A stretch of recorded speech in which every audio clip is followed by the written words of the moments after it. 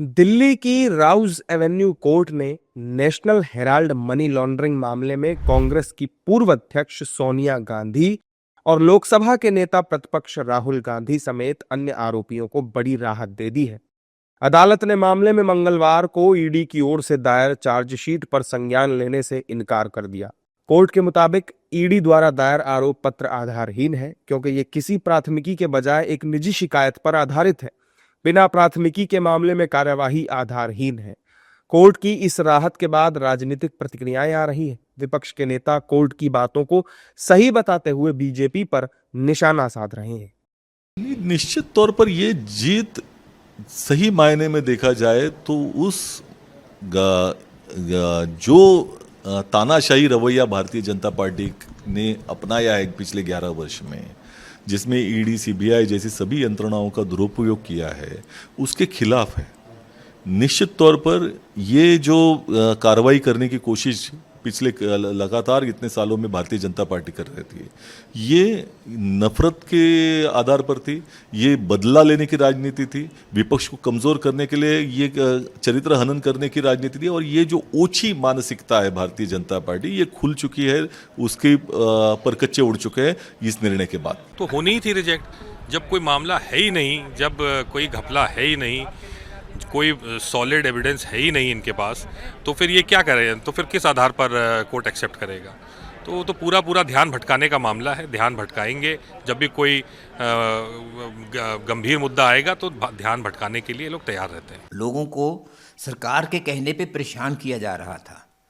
अब उन्होंने देखा कि क्योंकि इसमें कोई पैसे की हलचल नहीं, कोई मूवमेंट नहीं, और दोनों नॉन फॉर प्रॉफिट कंपनीज हैं, नेशनल हेरल्ड और यंग इंडियन। और यंग इंडियन, ये अक्सर होता है, ऐसा किया जाता है, जो लोग जानते हैं कानून को वो आपको बताएंगे कि ये ऐसा अक्सर होता है कि किसी एक कंपनी का ऋण हो, उसको ऋण मुक्त करने के लिए ऐसा कदम उठाया जाता है। सिर्फ ऐसा ही किया गया था और एक अच्छे हुक ऑर्डर के नीचे उन्होंने ये केस को ख़त्म कर दिया है, रद्द कर दिया है कि ये केस चल ही नहीं सकता। ये एक बहुत बड़ी जीत सत्य की झूठ पर हुई है, जो सत्यमेव जयते ये है।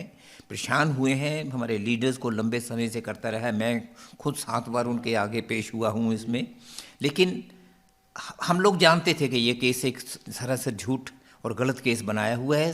सब कानून के तहत काम हुआ है। कहीं भी कतई भी कानून के खिलाफ कोई उसमें एक कदम भी नहीं उठाया गया। कोई पैसे की मूवमेंट के नाम की कोई चीज़ नहीं। जो प्रॉपर्टी है वो पूरी की प्रॉपर्टी नेशनल हेरल्ड के पास है। जबकि बीजेपी इसे टेम्परेरी राहत बता रही है और दावा कर रही है कि कोर्ट एक समय के बाद बिल्कुल संज्ञान लेकर कार्रवाई करेगा। एक टेम्पररी राहत मिली है। अभी सारे मटेरियल्स को एग्जामिन करने के बाद कोर्ट एक डिसीजन लेगा। जो ईडी के द्वारा जो भी मटेरियल कलेक्ट किए गए हैं, जो कोर्ट के सामने प्रोड्यूस किए जाएंगे, उस हिसाब से कोर्ट एक फाइनल निर्णय लेगा। अभी एक टेम्पररी, अभी कोर्ट ने कहा है कि हम इसको अभी नहीं देख रहे हैं, नहीं संज्ञान ले रहे हैं, लेकिन सारे मटेरियल्स को देखने के बाद जब कोर्ट इस कंक्लूजन पे पहुंचेगा कि नहीं भाई सफिशिएंट मटेरियल है, कोर्ट कॉग्निजेंस लेगा। इस मामले में गांधी परिवार के अलावा सैम पित्रोदा, यंग इंडियन और अन्य को भी ईडी ने आरोपी बनाया था। ईडी ने आरोप लगाया था कि नेशनल हेराल्ड के पब्लिशर एसोसिएटेड जर्नल्स लिमिटेड की प्रॉपर्टीज पर कथित तौर पर धोखाधड़ी करके कब्जा किया गया था, जिसकी कीमत 2000 करोड़ रुपए से ज्यादा है, और इससे मिली अपराध की कमाई का इस्तेमाल यंग इंडियन नाम की कंपनी के जरिए मनी लॉन्ड्रिंग करने के लिए किया गया था।